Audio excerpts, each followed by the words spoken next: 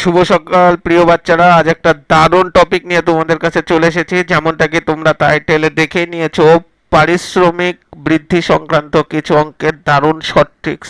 দেখো, ফার্স্ট অঙ্ক বলছে পারিশ্রমিক 25% বৃদ্ধি পাওয়ায় এক ব্যক্তির বর্তমান পারিশ্রমিক 25 টাকা হলে বৃদ্ধির পূর্বে ব্যক্তির পারিশ্রমিক কত ছিল। চলো, তাহলে ধরো বৃদ্ধির পূর্বে কত ছিল পারিশ্রমিক, তাহলে পূর্বে পূর্বে পারিশ্রমিক কত ছিল, ধরো 100 টাকা। আর পরে মানে বর্তমানে পারিশ্রমিক কত, দেখো 25% বৃদ্ধি পেয়েছে মানে 125। কিন্তু কোশ্চেন আমাকে বলেছে বর্তমান পারিশ্রমিক 25 টাকা। তাহলে বর্তমান পারিশ্রমিক যদি 25 হয়, দেখো 125কে কত দিয়ে ভাগ করে 25 পেলাম, 5 দিয়ে। তাহলে পূর্বে 100 টাকা ছিল, একেও আমরা কি করব, 5 দিয়ে ভাগ করে দেব। তাহলে 5 20 100। তাহলে আমাদের অপশন এ 20 টাকা। তাহলে পূর্বে পারিশ্রমিক ছিল 20 টাকা। চলো নেক্সট অঙ্ক দেখি। বলছে পারিশ্রমিক 19% হ্রাস পেলে এক ব্যক্তির বর্তমান পারিশ্রমিক হয় 27 টাকা। পূর্বে ওই ব্যক্তির পারিশ্রমিক কত ছিল, তাই না? তাহলে দেখো, তাহলে পূর্বে কত ছিল, দেখো মানে আগে লিখে দিই, আগে কত ছিল।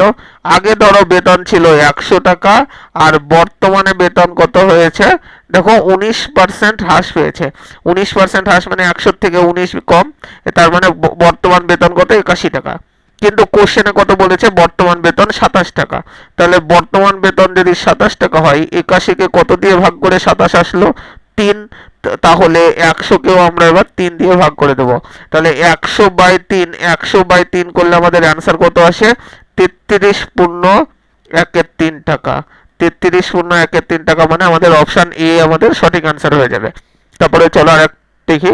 এক ব্যক্তির বেতন 30% বৃদ্ধি পেলে তার তার বেতন হয় 7,800 টাকা। বেতন বৃদ্ধির পূর্বে তার বেতন কত ছিল।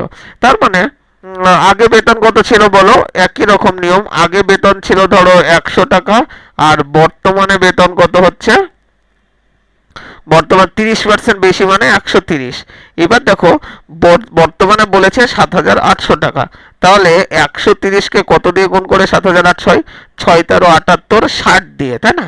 তাহলে আমরা 100কেও কত দিয়ে গুণ করে দেবো, 60 দিয়ে। তার মানে 6,000 টাকা। তার মানে পূর্বে বেতন বা আগে বেতন ছিল কত, 6,000 টাকা। অপশন ডি আমাদের অ্যান্সার হয়ে গেল।